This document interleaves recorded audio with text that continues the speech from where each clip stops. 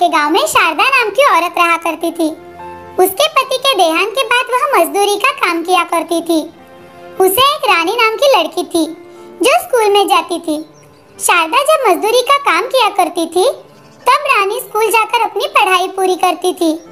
जब जब रानी को समय मिलता वो भी अपनी माँ के साथ काम पर चली जाया करती थी।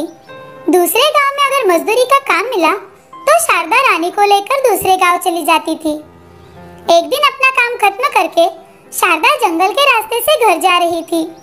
तभी भूख लगने की वजह से शारदा और रानी एक पेड़ के नीचे रोटी खाने के लिए बैठ जाती है। शारदा रानी से, रानी बेटी चलो हम पहले खाना खा लेते हैं। हाँ माँ, मुझे भी बहुत भूख लगी है, चलो ना खाना खाते हैं। दोनों माँ बेटी खाना खाना शुरू कर रही थी। तभी उनके पास एक बूढ़ी औरत आकर, मुझे बहुत भूख लगी है बेटा, 2 दिन से मैंने खाना नहीं खाया। आइए माँ जी, हमारे साथ खाना खा लीजिए। ऐसा कहकर शारदा बूढ़ी औरत को 2 रोटियां दे देती है। बूढ़ी औरत भूखी होने की वजह से वह 2 रोटी झट से खा लेती है। तभी बूढ़ी औरत, मुझे और भूख लगी है, मुझे और खाने को दो। उसकी बातें सुन शारदा ने उसे अपने हिस्से की रोटी भी खाने को दे दी। तभी बूढ़ी औरत ने वह रोटी भी खा ली। यह देख रानी बूढ़ी औरत से, दादी जी लगता है आपको बहुत भूख लगी है, ये लीजिए मेरे हिस्से की रोटी भी आप ही खा लीजिए। ऐसा कहकर रानी ने भी अपनी रोटियां बूढ़ी दादी को दे दी। बूढ़ी दादी ने रानी के हिस्से की रोटी भी खा ली। तभी बूढ़ी दादी शारदा से, क्या तुम्हारे पास इतनी ही रोटियां थी? देखिए माँ जी, मैं काम खत्म करके घर जा रही थी। हमने रास्ते में खाने के लिए सिर्फ 6 ही रोटियां लाई थी। अब खाने के लिए कुछ भी नहीं बचा। अगर आपको बहुत भूख लगी है तो माँ जी आप हमारे साथ हमारे घर चलो। मैं आपको हर रोज आपको जितनी रोटियां चाहिए उतनी बनाकर खिलाऊंगी। क्या तुम सच में मुझे जितनी रोटियां चाहिए उतनी बनाकर खिलाओगी? अपनी जबान से बदलना नहीं, समझी? माँ जी मैं आपको जबान देती हूँ, आपको जितनी रोटियां चाहिए उतनी मैं आपको बनाकर खिलाऊंगी। बूढ़ी औरत उसकी बातें सुन जोर जोर से हंसने लगी और उसने एक बड़े राक्षस का रूप धारण कर लिया।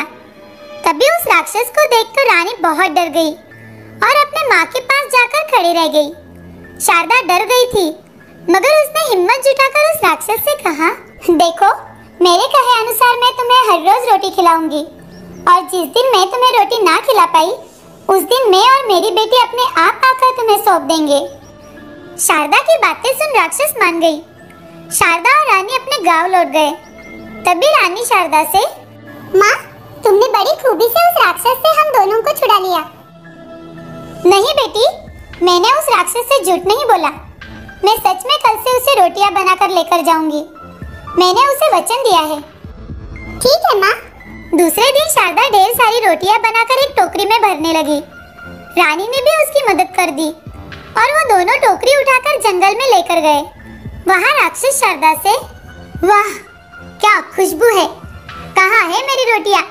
लाओ जल्दी दो, मुझे बहुत भूख लगी है। ऐसा कहकर राक्षस टोकरी की सारी रोटियां खा गई और राक्षस शारदा से, मुझे हर रोज ऐसे ही गर्मा गर्म स्वादिष्ट रोटियां खिलाना, वरना तुम दोनों को मैं ऐसे ही खा जाऊंगी। ऐसा सुनकर शारदा और रानी टोकरी लेकर घर लौट आए। वो दोनों हर रोज टोकरी भरकर रोटियां बनाती और उस राक्षस के लिए ले जाती। राक्षस भी बड़े मजे से गर्मा गर्म रोटी खाया करती थी। ऐसे ही कुछ समय बीत गया। एक दिन रानी शारदा से, माँ हमारे पास रोटी बनाने के लिए थोड़ा भी आटा बचा नहीं है और हमारे पास के पैसे भी खत्म हो गए हैं। अब हम क्या करें माँ? क्या करें बेटा, हम दोनों ने जबान दी है तो हमें जाना ही होगा। आज क्या होगा पता नहीं, उसका डर तो मुझे भी लग रहा है। उसी समय वह राक्षस बनी बूढ़ी दादी शारदा के घर आती है और शारदा से बूढ़ी औरत, आओ माँ जी, हम तुम्हारे ही बारे में बात कर रहे थे। इतने दिन मैंने मेहनत करके तुम्हारी भूख मिटाई है पर हमारे पास अब पैसे बिल्कुल खत्म हो गए हैं। तुमने तो आज हमें जंगल तक आने की तकलीफ से भी बचा लिया है। आज तुम हम दोनों को ही खा लो। ऐसा कहकर शारदा अपने बेटी को गले लग जाती है। तभी बूढ़ी दादी एक देवी के रूप में बदल जाती है। वह बूढ़ी दादी राक्षस के सिवा देवी बनी देख शारदा और रानी अचरज से एक दूसरे की ओर देखते हैं। तभी देवी शारदा से, मैंने तुम दोनों की बात सुन ली थी।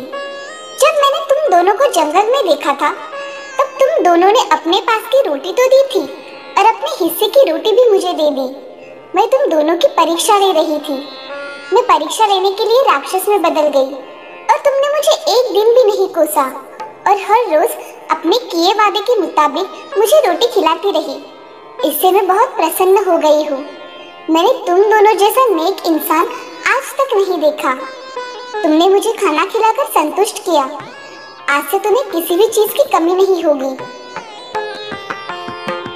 ऐसा कहकर देवी माँ ने हीरे, पैसे, सोने के सिक्कों का ढेर बना दिया। शारदा और रानी तो ये देखकर हैरान हो जाते हैं। तभी देवी शारदा से, तुम अब अपनी पूरी जिंदगी अच्छी तरह से गुजार सकती हो और हाँ, तुम्हारे ऊपर मैं एक और बड़ी जिम्मेदारी डालने वाली हूँ। ऐसा कहकर देवी माँ ने अपना हाथ घुमाया और वहाँ एक जादुई छड़ी आ गई। वो छड़ी देवी माँ शारदा को देकर, तुम इस छड़ी को जैसे ही गोल घुमाओगी तब यहाँ ढेर सारी रोटियाँ तैयार होगी। तुम उन रोटियों को लेकर गरीबों में बांट देना। तुम गरीबों की सहायता कर उनकी भूख मिटाओगी। ऐसा कहकर देवी माँ आशीर्वाद देकर वहाँ से अदृश्य हो गई।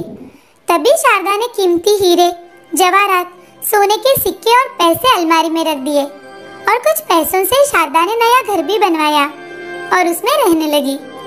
अगले दिन से शारदा उस जादुई छड़ी की सहायता से रोटियां बनाने लगी और रानी उन रोटियों को एक टोकरी में भरने लगी। पर्याप्त रोटियां जब बन जाए तब शारदा उसे बंद कर दिया करती थी। शारदा वो रोटियां हर रोज गरीबों में बांटती थी और कुछ रोटियां मंदिर में भी दान किया करती थी। वो रोटियां बांटते बांटते अपना जीवन हंसी खुशी गुजार रही थी।